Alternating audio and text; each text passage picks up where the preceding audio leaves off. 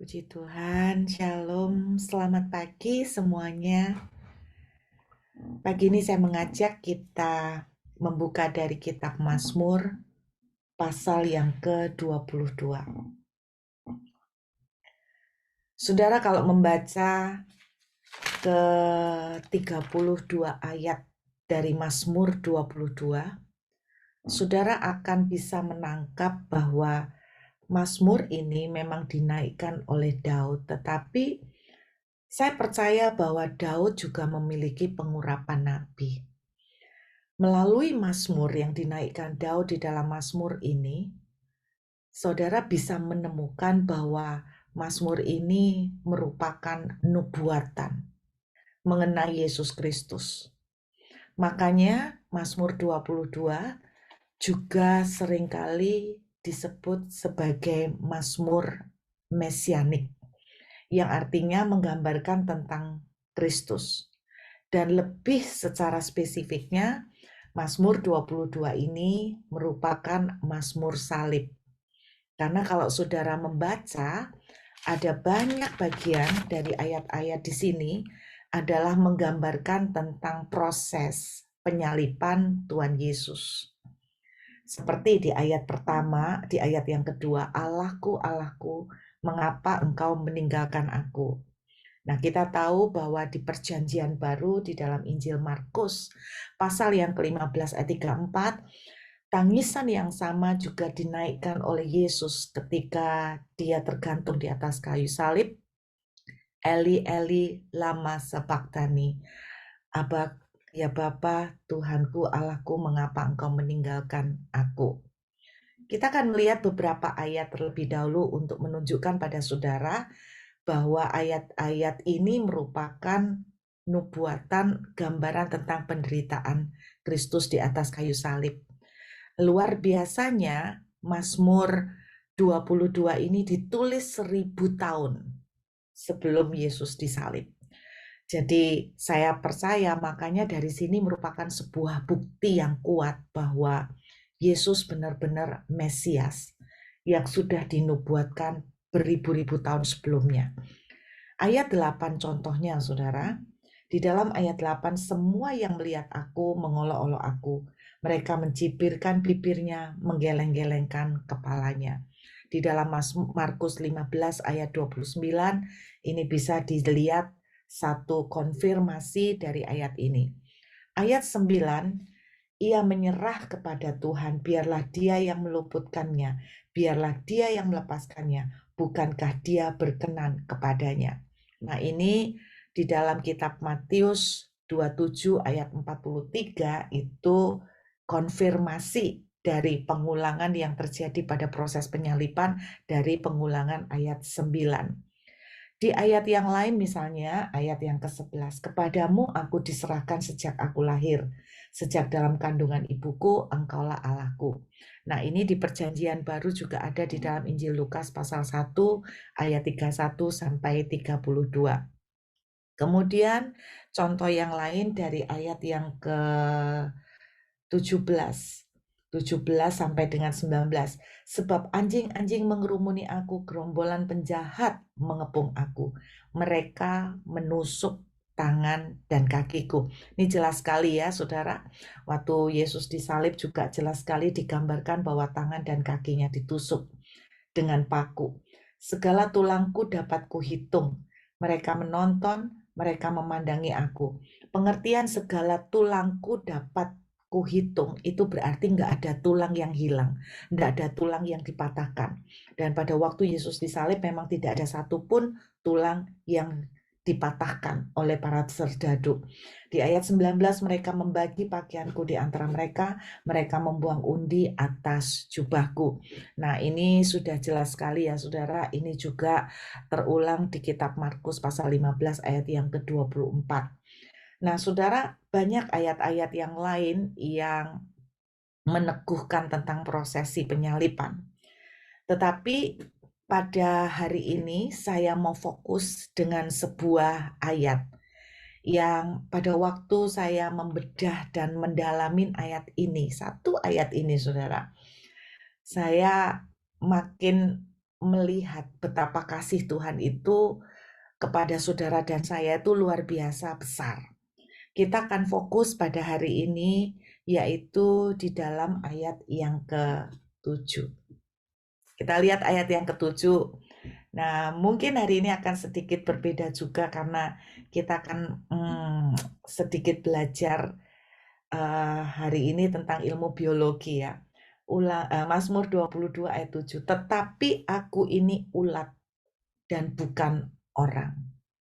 Celah bagi manusia, dihina oleh orang banyak. Nah, hari ini saya ingin membahas tentang satu binatang yang dinamakan ulat. Saudara, di Alkitab seperti yang saya pernah berkata bahwa tidak ada apapun yang tertulis di Alkitab itu yang kebetulan atau cuman untuk kepentingan bagus-bagusan atau sekedar sebuah ilustrasi. Semua yang ada tertulis di Alkitab ada message, ada pewahyuan di dalamnya. Nah, kita akan melihat dan bicara tentang ulat pada pagi ini, saudara. Nah, pada waktu Mazmur Daud ini dinaikkan, ada kata-kata ulat yang sebetulnya dalam terjemahan aslinya, kata ulat di sini adalah kata benda, saudara. Jadi bukan adjektif. Jadi sebetulnya terjemahannya ini pas memang, saudara. Tetapi aku ini ulat. Jadi bukan seperti ulat, tetapi aku ini memang benar-benar ulat. Nah, kata ulat yang dipakai di ayat ke-7 ini dalam perjanjian lama dari Ibrani, yaitu memakai kata tola. Jadi ulat yang dimaksud di sini adalah tola. Nah, saudara, TOWLA ya, tola. Nah, tola ini merupakan sebuah jenis ulat. Seekor ulat yang punya jenis, dalam bahasa Latinnya disebut Coccus ilicis. Jadi tola ini bukan sekedar cacing atau ulat ya. Jadi mungkin saudara pernah mendengar ada ulat bulu, ulat apapun saudara, ulat sutra. Nah, kalau tola ini adalah Coccus ilicis. Kalau dalam bahasa Latinnya, spesiesnya, nama lamanya adalah Coccus ilicis. Amazing sekali waktu saya melihat bahwa benar-benar dari satu kata ini betul-betul Tuhan itu tidak ada yang kebetulan. Nah, Coccus ilicis ini dalam Alkitab dipakai di beberapa ayat. Nah, saya akan kasih contoh. Salah satu contohnya di Ayub pasal 25 ayat yang ke-6. Ayub pasal yang ke-25 ayat yang ke-6. Saudara, di dalam kitab Ayub pasal yang ke-25 ayat yang ke-6, pemakaian kata tola ini ditulis. Lebih-lebih lagi manusia yang adalah berenga, anak manusia yang adalah ulat. Jadi pada waktu itu salah satu sahabat Ayub berbicara kepada Ayub mengenai bagaimana manusia itu, kebaikan manusia, bagaimana nilai manusia itu di hadapan Tuhan. Bahwa manusia itu kemuliaannya seperti ulat. Dia bilang manusia, anak manusia yang adalah ulat. Nah, kata yang dipakai sama, tolah. Nah, saudara, di sini berbicara tentang konteks bahwa manusia itu bobrok. Bahkan Bildad itu, sahabat Ayub, mengatakan bahwa bintang, bulan yang ada cahayanya itu pun masih lebih tinggi daripada kemuliaannya manusia. Wah, sampai sengeri itu. Padahal di kitab Kejadian, Tuhan itu memandang manusia itu penuh kemuliaan sebelum Adam dan Hawa jatuh dalam dosa. Nah, kata yang sama dipakai adalah tola. Nah, sebuah contoh yang lain di dalam Yesaya pasal 41 ayat 14, orang-orang Israel juga disebut sebagai ulat, sebagai tola. Nah, contoh yang lain lagi adalah Yesaya 14 ayat 11, di mana kata yang dipakai adalah tola, di mana di situ diceritakan tentang kondisi di neraka, di mana ulat-ulat ya kan? Ada banyak ulat-ulat. Jadi kalau diambil kesimpulan, ulat ini sebetulnya adalah gambaran kejijikan. Ulat ini adalah gambaran hukuman. Ulat ini adalah gambaran dosa. Ulat ini adalah gambaran manusia yang bobrok. Jadi ulat ini adalah gambaran dosa, kejijikan, hukuman, semua yang buruk deh. Itu taulah. Nah, saudara, menariknya, seperti yang saya bilang, Mazmur 22 ini adalah gambaran Mazmur salib. Yang artinya, yang digambarkan di Mazmur 22 ini adalah Yesus Kristus. Nah, ketika Daud mengatakan, aku ini ulat, sebetulnya juga digambarkan bahwa Kristus, Yesus, itu seperti ulat. Nah, mari saya jelaskan kenapa. Kata taula atau Coccus ilicis, jenis ulat yang warnanya merah. Bahasa lainnya dari Coccus ilicis atau taula ini di Perjanjian Baru memakai kata, kita akan melihat ya saudara beberapa ayat nanti, memakai kata yang mempunyai arti kirmisi. Jadi kata tola itu bahasa Ibraninya, di Perjanjian Baru memakai kata kokinos yang artinya kirmisi. Makanya kenapa dinamakan kirmisi? Karena Coccus ilicis adalah jenis ulat yang warnanya merah dan merah darah dan bentuknya seperti kacang polong. Jadi saudara, kita kalau membayangkan ulat kan bentuknya panjang. Jadi ternyata waktu saya lihat fotonya, Coccus ilicis ini bentuknya bulat-bulat seperti kacang polong. Seperti kacang polong yang bunder-bunder itu bentuk ulatnya. Ya lucu sih saudara, ya kayak bug gitu ya, kayak ladybug. Jadi bentuknya bulat-bulat kayak kacang polong. Tapi itu jenis ulat, jenis serangga, jenis cacing. Nah saudara, yang menarik, Coccus ilicis terutama yang jenis betina, ini punya satu keunikan, yaitu ketika dia mau bertelur. Kalau dia mau bertelur, ya, dia harus naik sebuah pohon yang namanya pohon ekermes. Jadi Coccus ilicis yang betina ini, tola yang betina ini, kalau dia mau bertelur dan melahirkan keluarga, maka dia harus naik ke pohon ek ini. Problemnya, sekali dia naik ke pohon, dia tahu betul bahwa dia tidak akan pernah bisa turun lagi selama-lamanya. Kenapa? Karena sekali dia naik ke pohon, dia akan mati di atas pohon. Kenapa? Karena ketika dia naik ke pohon untuk bertelur, nah ini proses yang terjadi.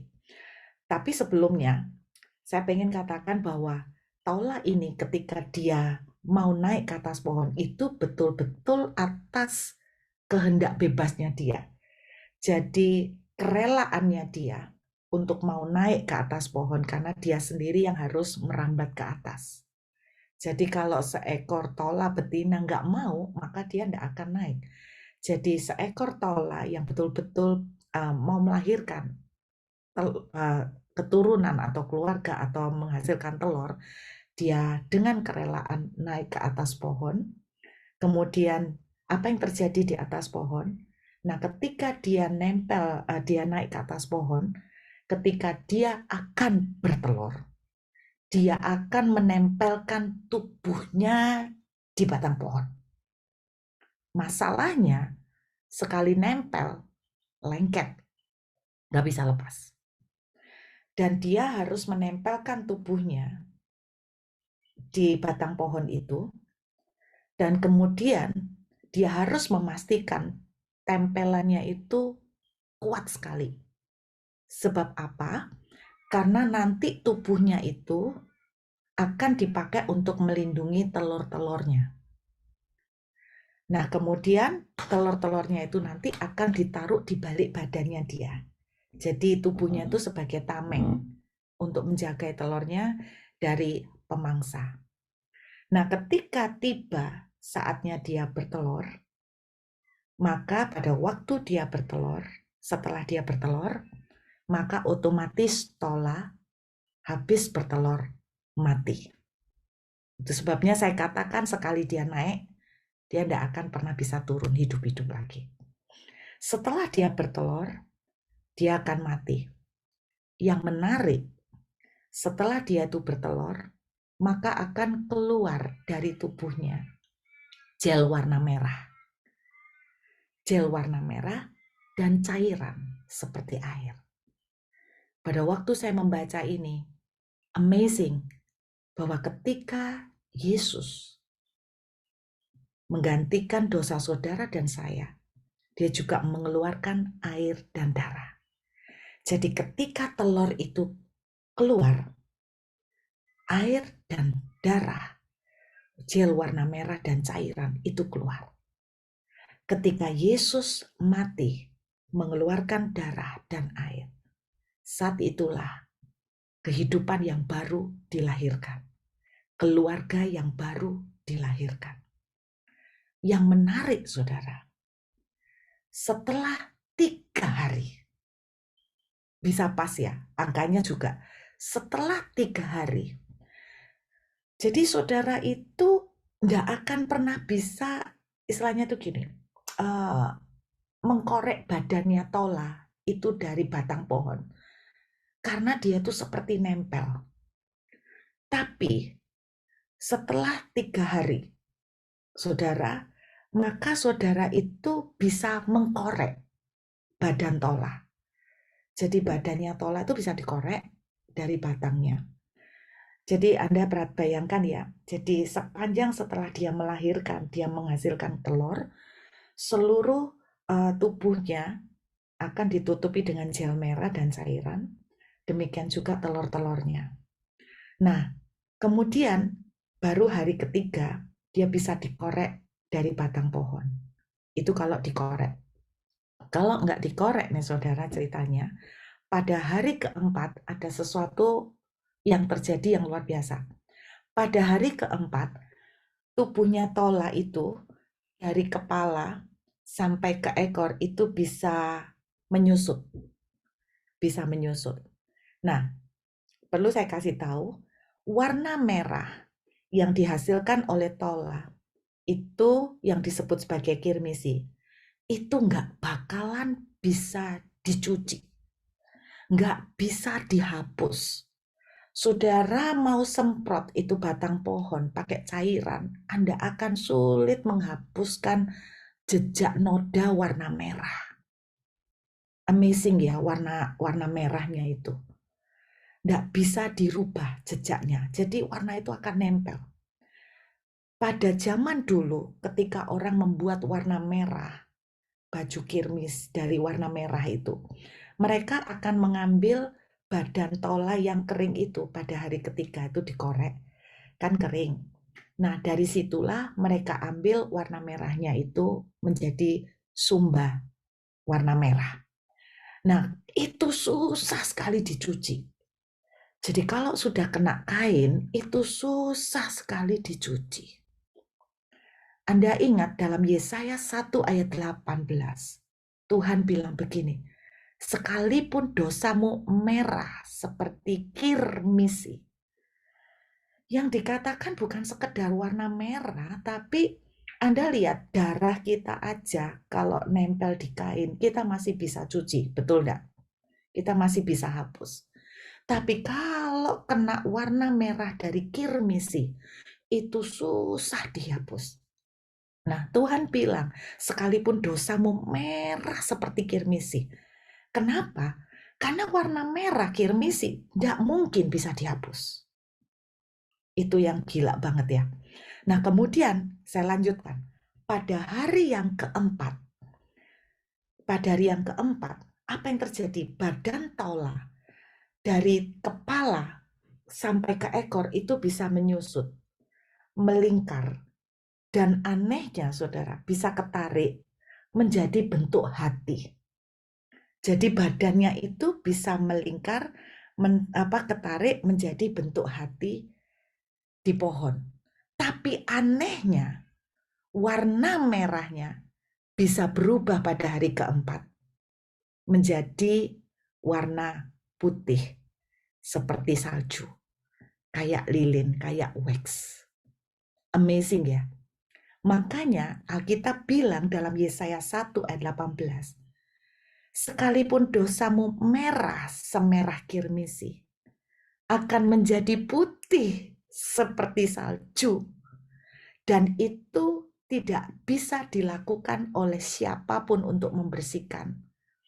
Hanya dari badan tola itu sendiri pada hari keempat, warna merah itu berubah menjadi warna putih. Pada waktu saya membaca ini, saya terkagum-kagum. Saudara, bukankah firman Tuhan berkata begini, bahwa tubuh dan darah Yesus itu betul-betul menghapuskan dosa kita. Nah, satu yang saya tangkap dari cerita tentang ulat ini, saudara, bahwa kasih Tuhan Yesus kepada saudara dan saya itu luar biasa. Dengan kerelaan hatinya, dia naik ke atas kayu salib. Dan dia nempel di sana untuk melahirkan keluarga yang baru. Dan untuk melahirkan keluarga yang baru, dia tidak bisa tidak.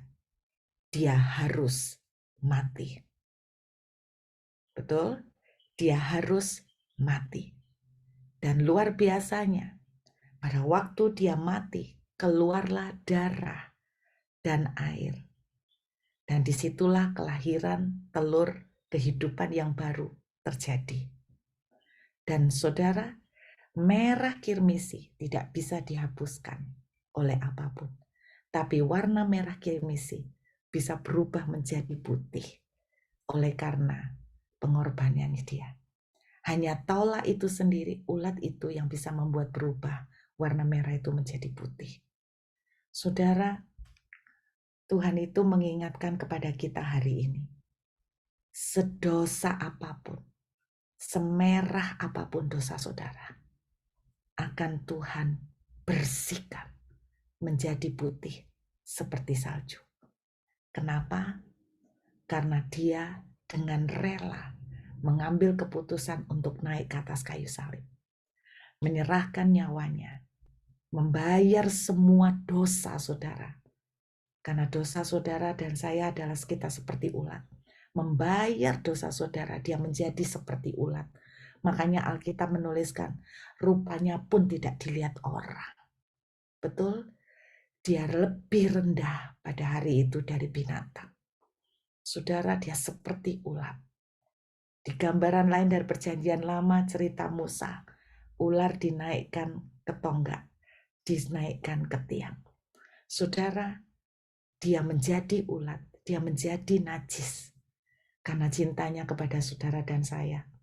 Dan amazing, pada hari keempat, bukankah itu yang terjadi? Pada hari keempat, saudara, Yesus betul-betul menyatakan cintanya. Terbentuklah seperti bentuk hati. Ini adalah karya cinta yang luar biasa. Saudara, dan luar biasanya saudara, ternyata dari tola atau ulat Coccus ilicis itu saudara, yang amazing adalah begini. Dari itu bisa menghasilkan warna merah.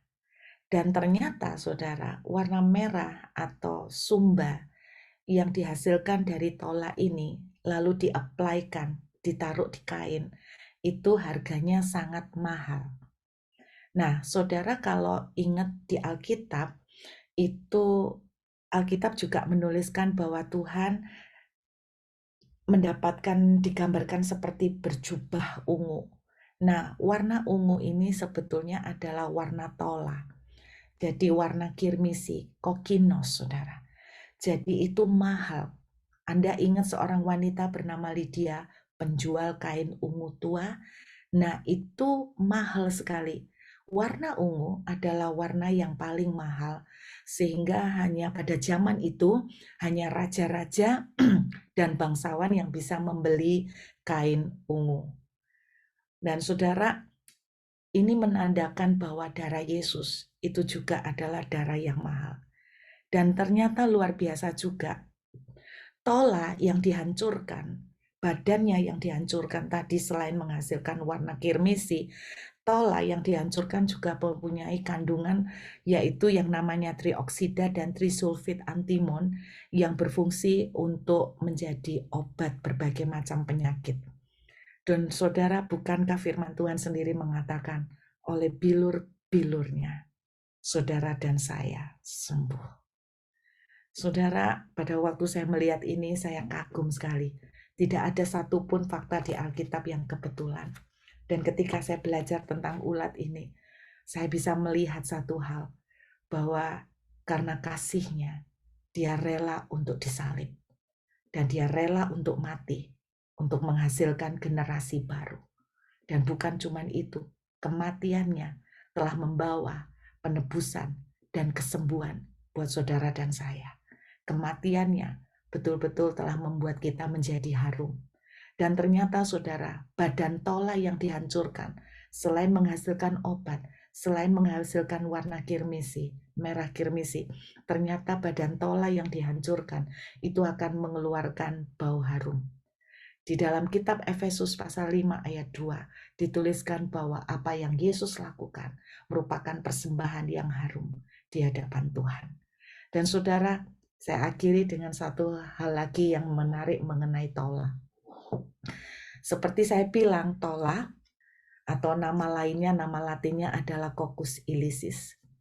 Kata ilicis itu, saudara ingat kokus ya. Mungkin saudara kalau ingat kokus ingat kokun ya.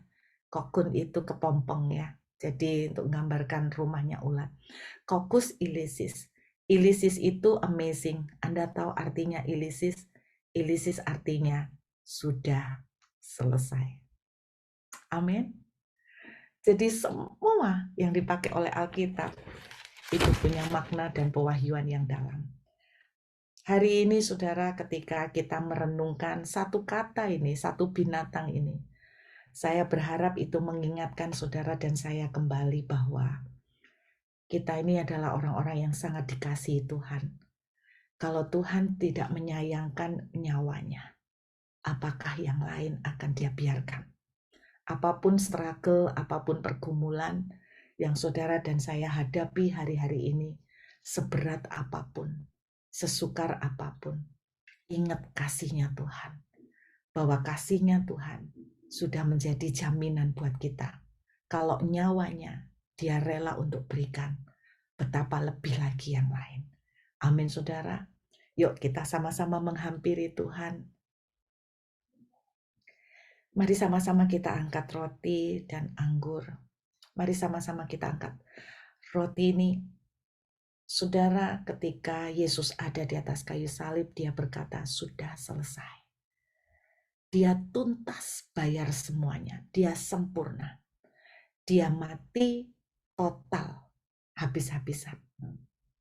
Dia dengan kerelaan untuk menyerahkan nyawanya, hidupnya, supaya keluarga yang baru dilahirkan kembali. Penebusan, kesembuhan, berkat dihasilkan untuk saudara dan saya. Inilah tubuhmu yang dipecah buat kami. Tuhan, ketika engkau mati, engkau berkata, tetelestai, sudah selesai. Terima kasih untuk karya salibmu yang sempurna. Saat kami makan roti ini, kami percaya, kami sudah sembuh, kami sudah ditebus. Kami makan dengan iman percaya, dalam nama Tuhan Yesus, mari kita makan dengan syukur. Haleluya.